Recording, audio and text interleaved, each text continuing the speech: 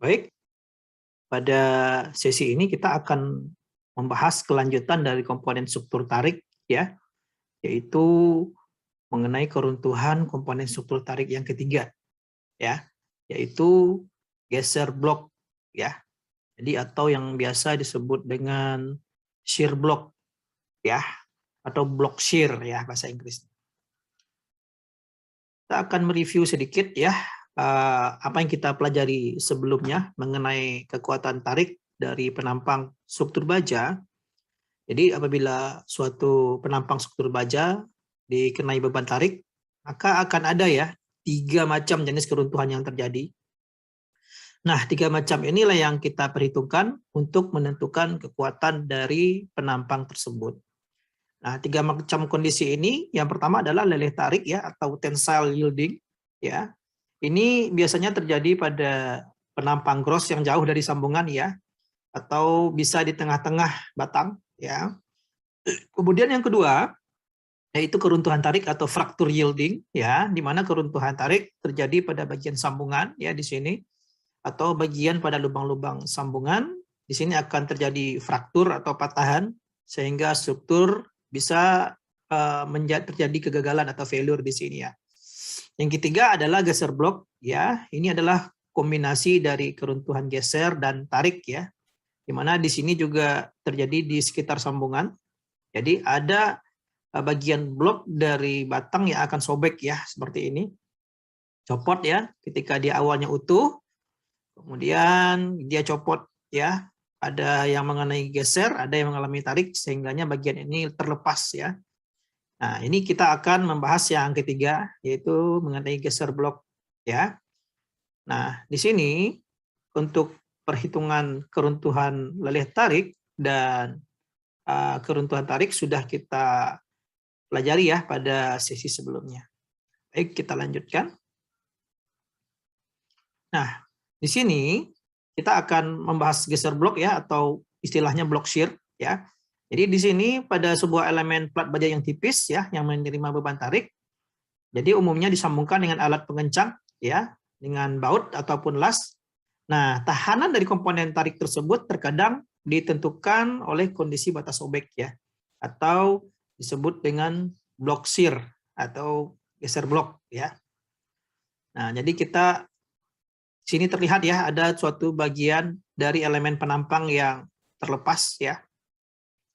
Nah, jadi berdasarkan hasil pengujian yang di sebelah ya, ini adalah awalnya utuh ya. Kemudian dia akan terlepas ya. Ya, kira-kira inilah yang disebut dengan tipe keruntuhan geser blok ya. Nah, ketahanan geser blok dalam SNI 1729/2020 yaitu pasal J4.3. Nah, ini ditentukan ya kekuatan geser blok sebesar Rn sama dengan 0,6 Fu, yaitu kuat tarik minimum ya, ANV ya, tambah faktor UBS, Fu dan ANT ya. Nah, nilai Rn ini tidak boleh lebih besar dari 0,6 dari Fy kali AGV tambah UBS kali Fu kali ANT. Ya. Jadi di sini ada ANV, ada ANT, ada AGV ya. Jadi perbedaannya ya, yang pertama adalah luas neto penantang geser, kalau ANT adalah luas neto penahan tarik, AGV adalah luas bruto penahan geser ya. Jadi kalau cara kita untuk menciri khaskannya ya, jadi kalau AN berarti luas neto ya, luas gross ya, dikalikan luas lubang baut ya. Nah, jadi untuk ANT ya, untuk indik T ini adalah untuk kondisi tarik ya. Kalau V geser ya. Kalau AG adalah agros, gross atau bruto pada bagian yang memikul geser ya. Jadi kalau V ini adalah berkaitan dengan geser. Jadi kalau AGV itu berarti luas bruto penahan geser ya. ANT luas neto penahan tarik ya. ANV luas neto penahan geser ya. Bedanya neto bruto geser atau tarik ya. Nah, di sini terlihat ya. Jadi untuk AGV ya kira-kira seperti ini ya. Ini ada suatu contoh komponen tarik yang sudah rusak ya akibat geser blok. terlepas ya. Nah, seperti ini ya kira-kira ya pada bagian yang terlepas di sini. Kalau ada 3 buah baut ya, dapat kita lihat di sini. AGV adalah bagian luas gross yang gross menahan geser ya. NV adalah luas neto penahan geser. NT adalah luas neto penahan tarik. Di posisinya di sini ya. Ini grossnya ini, netonya ini ya. Tariknya adalah bagian ini. Nah, jadi bagian ini kita asumsikan gaya tarik adalah horizontal ya. Sehingga bagian ini yang akan memikul geser. Nah, sementara luas inilah yang memikul tarik. Ya. Kemudian kita bisa menghitung luas gross ya, menghitung geser. Kita akan menghitung sepanjang L ya dikalikan dengan plat yang terlepas ya. Itu grossnya. Kemudian neto penahan geser yaitu kita kurangi dengan luas lubang penampang baut ya. Ya, lubang bautnya berapa? Dan kalau di sini kan ada 3 lubang ya. Jadi dikurangi 1 lubang, 2 lubang, kemudian lubang ketiga setengahnya ya. Makanya di sini rumusnya adalah L dikurangi 2,5 kali DH ditambah 2 mm ya. 2 mm ini selalu kita ingat adalah kerusakan akibat pemasangan ya. Kemudian T ini adalah tebal dari plat ini ya. Kemudian ANT ya, aneto tarik ya. Kita memperhatikan luas bidang ini ya, luas neto. Berarti adalah H besar tingginya ya. Dikurangi setengah diameter lubang ya. Jadi adalah rumusnya H dikurangi setengah dikali diameter lubang ditambah 2 ya. Kemudian kita kali T ya, atau tebal dari platnya ya. Dari blok maksudnya ya, tebal dari blok. Nah, meskipun keruntuhan tarik ya terjadi pada penampang neto ya. Jadi kalau lihat keruntuhan tariknya terjadi pada penampang neto ya. Tapi tegangan tarik tidaklah selalu seragam ya. Nah, jadi di sini untuk lokasi lubang baut terjadi konsentrasi tegangan di sana yang umumnya tidak seragam ya. Nah, untuk mengantisipasinya ya di SNI disisipkan faktor UBS ya untuk mengantisipasi distribusi tegangan tarik yang tidak seragam tersebut ya. Jadi UBS ini ada 2 nilai ya. Yang pertama nilainya 1 ya. Jadi jika tegangan tarik yang timbul bersifat seragam ya, dan UBS setengah jika tegangan tariknya tidak merata ya. Jadi seragam atau tidak merata seperti apa? Ya, kita lihat ya di sini. Contoh ini komponen murni memikul gaya tarik saja ya, berarti UBS-nya 1.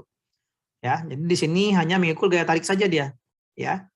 Murni ya, ini UBS-nya 1. Jadi ini hal yang berbeda ya terjadi pada sambungan balok kolom. Ya, jadi pada bagian baloknya. Jadi diberikan coakan ya untuk disambung ke bagian kolom. Jadi pada baut-baut ini akan terjadi kombinasi tarik ya. Kemudian ada juga momen di sini yang terjadi. Nah, apabila 2 kondisi ini terjadi, maka kita bisa melihat distribusi tegangan ini tidak akan seragam. Ya. Jadi antara yang di atas dengan yang di bagian tengah dan bawah itu akan berbeda distribusi tegangannya. Maka untuk itu kita menggunakan faktor UBS sama dengan 0,5.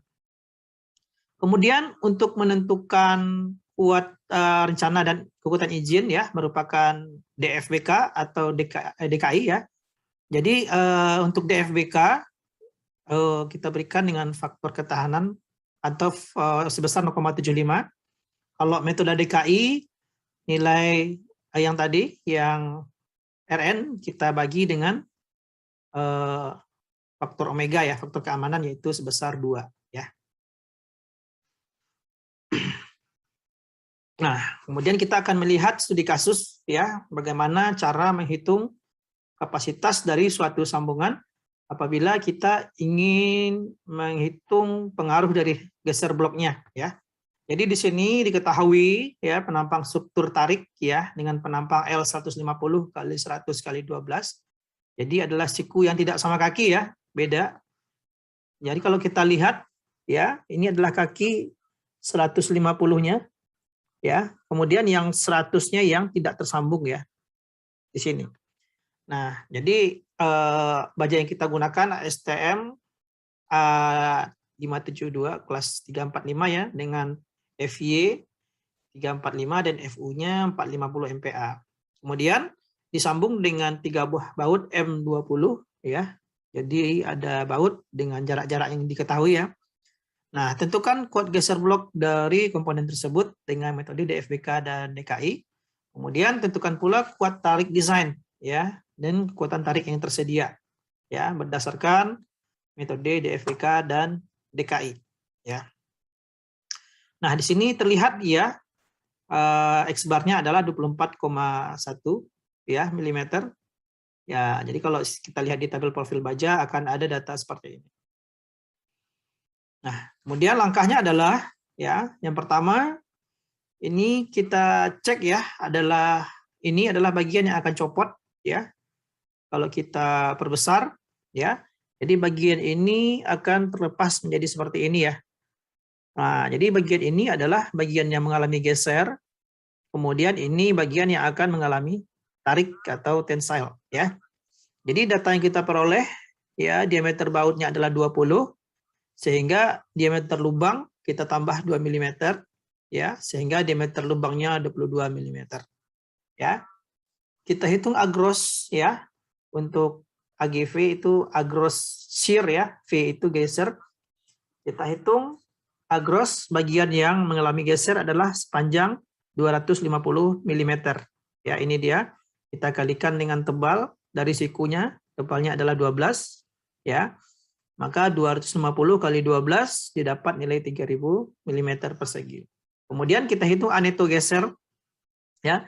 Jadi kalau neto berarti kita konsen di bagian ini ya. Kalau panjangnya 250 kita kurangi dengan luas lubang ya. Jadi 1 lubang, 2 lubang, setengah lubang ya. Jadi kita kali 2,5 dari diameter lubang ya, tambah 2 mm adalah untuk mengantisipasi kerusakan pada pembuatan lubang. Kita kalikan dengan 12 ya, ataupun tebal dari plat siku. Maka diperoleh ANV sama dengan 2280. Kemudian kita lanjut kepada ANT ya. Yang ketiga aneto ya, pada bagian tensile ya. Ada di sini ya, yang tarik bagian sini.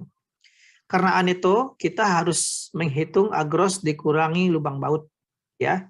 Kalau kita hitung di sini adalah panjangnya 60, kita kurangi dengan setengah lubang ya. Jadi lubangnya adalah 22.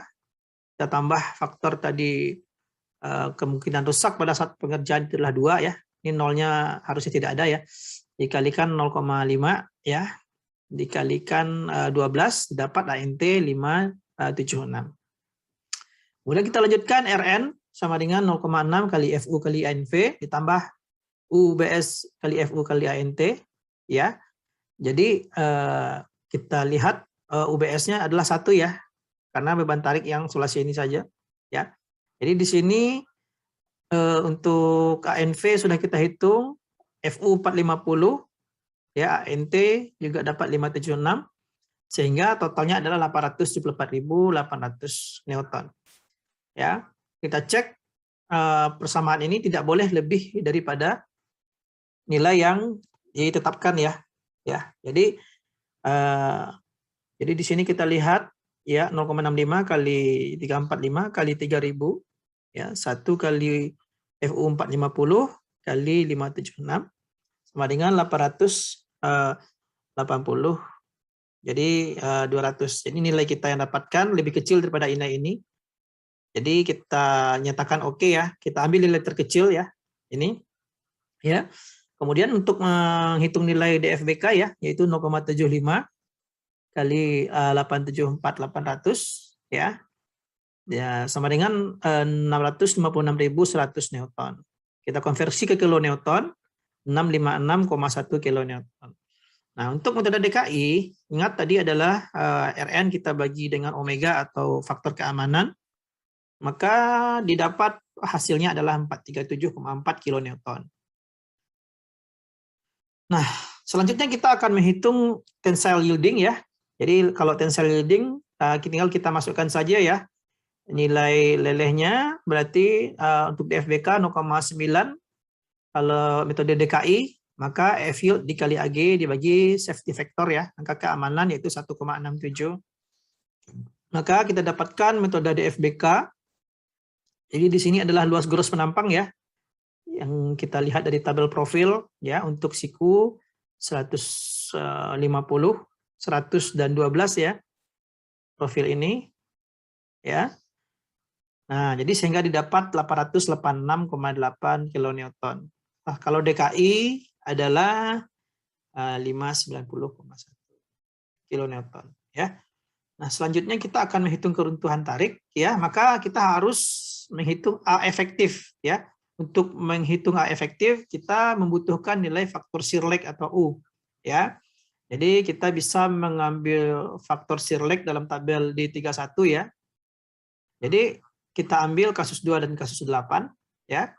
Ada tambahan juga dalam pasal SNI ya, khusus untuk profil melintang terbuka ya, seperti white flank ya, siku tunggal, siku ganda ya, berlaku ketentuan bahwasanya batas bawah dari shear lag atau U tidak perlu lebih kecil dari rasio bruto elemen yang disambung terhadap luas bruto atau luas gross komponen struktur total. Jadi kalau kita lihat struktur kita disambung pada sisi kaki yang panjang ya, sehingga luas bagian yang tersambung adalah bagian 150 dikalikan tebal plat ya, sehingga batas bawah U adalah 150 kali panjang ya, dibagi luas profil kita ya, didapatkan 0,63 ya. Untuk kasus 2 tabel D231 ya, di mana di sini menggunakan persamaan ini ya, 1 kurang X bar per L, X bar kita sudah ada 24,1 per L ya, adalah panjang sambungannya. Jadi panjang sambungan adalah dari baut terluar ke yang terluar lainnya ya. Jadi ada 2 kali 100 ya, berarti nilainya adalah 200 ya. Kita substitusi ke dalam persamaan L ini 2 kali 100 ya. Untuk kasus 2 didapatkan nilai U 0,8795. Kalau untuk kasus 8 ya, karena penampang kita siku ternyata ada 3 atau lebih ya penyambung per baris, maka di SNI dipakai nilai U kita adalah 0,60. Jadi ketika nilai U ini kita diizinkan untuk memilih yang terbesar yaitu 0,8795. Nah, di sini kita ingatkan kembali ya, karena ini kita profil siku ya. Jadi nanti panjang sambungannya 150 itu adalah ini dia. Kita sambungkan ke sini ya, kira-kira dia sampai ke sini ya, 150 ya. Kita kalikan tebalnya ya, yang mengalami bidang yang direkatkan oleh baut ya. Kira-kira seperti itu. Makanya ya, dipakai rumus ini 150 kali tebalnya 12 kali dengan dibagi dengan 2800 atau luasnya ya. Nah, selanjutnya kita kalau untuk selanjutnya menghitung nilai A efektif neto ya. Neto terlebih dahulu. Kita lihat ya, penampang di samping. Kita buat satu potongan ya untuk menentukan A neto. A neto berdasarkan persyaratan SNI 1729 2020 pasal B 4.3, di mana A neto sama dengan A gross ya, A gross yaitu 2856 kita kurangi dengan diameter lubang ya, itu 22 ditambah 2 mili untuk efek kerusakan pada waktu pembuatan lubang dan dikalikan tebalnya ya, tebalnya profil. Di sini 12 ya. Maka didapatkan nilai A neto kita sebesar 2568 ya. Jadi kemudian kita dapat menghitung A efektif ya berdasarkan SNI 1729 pasal D3 ya, bahwasanya A efektif sama dengan A neto dikali faktor shear lag ya. Maka kita dapatkan luas efektif yaitu sebesar 2258 mm persegi. Nah, kita akan menghitung kekuatan fraktur yielding ya, atau keruntuhan tarik ya dari penampang, dapat kita hitung yaitu 0,75 ya dikali Fu kali AE ya. Sementara itu kalau untuk DKI caranya adalah FU kali AE bagi 2 ya. Maka untuk DFBK kita dapatkan nilai, masukkan dulu FU-nya, masukkan nilai AE ya. Kemudian didapatkan nilainya 762,3 dan untuk metode DKI 508,2 kilonewton. Nah, dari 3 kondisi keruntuhan yang sudah kita periksa ya, dapat kita buat resume ya. Untuk geser blok ya, DFBK 656,1, DKI 437,4, leleh tarik juga kita tabulasi dan runtuh tarik juga kita rekap ya di sini. Terlihat maka kondisi keruntuhan penampang kita akan ditentukan oleh kondisi geser blok ya. Sehingga kita bisa menghitung kuat tarik desain adalah 656,1 kilonewton ya. Ini untuk metode DFBK ya. Kalau untuk desain kekuatan engine maka nilai kekuatan tarik tersedia untuk yang ada yaitu 437,4 kilonewton. Contoh selanjutnya studi kasus ke-6 ya, kita disuruh menentukan kekuatan tarik desain atau VTPN dan kekuatan tarik tersedia atau PN per omega T ya. Ini berdasarkan metode DKI ya, sementara ini untuk metode DFBK ya dengan bentuk sambungan las ya. Jadi kita juga bisa menghitung geser blok dari sambungan las. Nah, di sini kita juga diminta untuk mempertimbangkan pula kekuatan terhadap geser bloknya ya. Nah, jadi platnya seperti ini ya, berukuran 250 mm, tingginya ya, tebalnya 12 mm. Kemudian ada las memancang dan longitudinal ya yang pada ujung komponen tarik ya. Nah, ini plat ini tebalnya 12 mm, diasumsikan cukup untuk memikul beban tarik.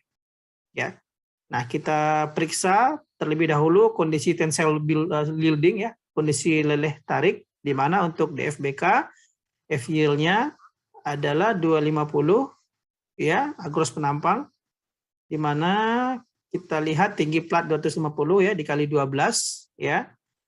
Maka untuk metode DFBK dikali dengan faktor reduksi 0,9 ya. Kemudian faktor reduksi F yield kita kali agros dibagi faktor keamanan 1,67. Nah, sehingga kapasitas dari leleh tarik dapat kita hitung ya, dari untuk DFBK itu 675 dan DKI 449,1. Kemudian kita hitung kondisi keruntuhan tarik ya pada faktor yielding, di mana kita perlu mengetahui A efektif ya. Untuk memperoleh A efektif, kita memerlukan faktor shear lag atau U. Nah, di sini karena plat yang kita sambung adalah plat datar seperti ini, ya. Jadi diizinkan mengambil U adalah 0,1 ya.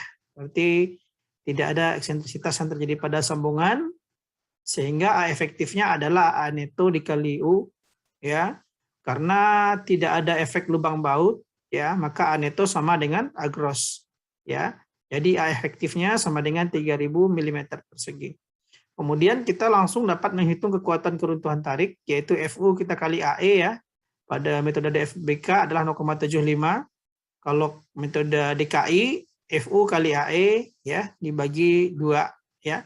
Maka kekuatan runtuh tarik adalah 1012,5 kN. Metode DKI 675 kN. Selanjutnya kita akan memeriksa keruntuhan geser blok ya, AGV ya, adalah bagian agros geser ya. Jadi 2 kali 100 kali 12 ya, yaitu bagian yang mengalami geser ya. Yang mengalami geser yang di atas dan yang di bawah ya.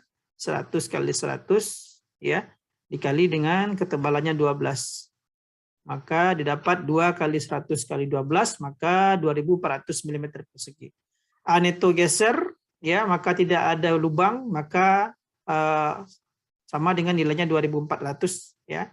Kemudian ANT adalah di sini, sisi ini adalah pemikul tarik ya.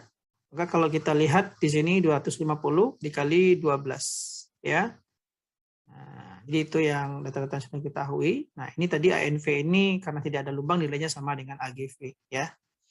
Nah, selanjutnya kita substitusikan ANT ya. ANT tadi 250 kali 12 maka didapat 3000 mm persegi. Nah, dikarenakan 0,6 FU-ANV lebih besar daripada 0,6 kali FV kali AGV ya, maka dapat kita hitung ya. Sebenarnya bisa kita cek terlebih dahulu ya menggunakan ini ya. Maka dapat dihitung ya, nilai Rn adalah seperti ini ya. 0,6 kali FY kali AGV ditambah U dikali FU dikali ANT ya. Di sini sudah kita masukkan saja 0,6, FY-nya 250, AGV 2400, U-nya tadi 1 ya, FU-nya 450 dan ANT-nya 3000. Maka diperoleh Rn adalah 1.710 Newton ya. 10.000. Untuk DFVK langsung kita kali 0,75 maka diperoleh 1282,5. Untuk metode DKI kita bagi dengan safety factor 2,0 ya, maka dapat 855 kN. Nah, setelah kita lihat ketiga kondisi ini ya, kita resume ya. Geser blok DFBK nilainya 1282,5 ya, dan DKI 855, leleh tarik 675 dan 449. Kemudian runtuh tarik itu 1012 kN dan 675. Nah, di sini dari ketiga ini maka kita bisa lihat nilai terkecil adalah pada kondisi leleh tarik ya, atau tensile yielding. Jadi kita bisa ambil kesimpulan bahwa kuat tarik desain atau PPN adalah 675 kN ya. Kemudian menurut DKI adalah desain kekuatan engine, kekuatan tersedianya adalah 449,1 kN. Nah, inilah yang kita bahas mengenai seluruh paket untuk keruntuhan komponen tarik ya pada baja ya. Jadi kita simpulkan ada 3 parameter ya, keruntuhan leleh tarik, kemudian keruntuhan tarik, leleh tarik dan geser blok ya. Kira-kira itu yang akan terjadi pada batang tarik. Mungkin itu yang dapat kita pelajari pada topik ini. Terima kasih. Assalamualaikum warahmatullahi wabarakatuh.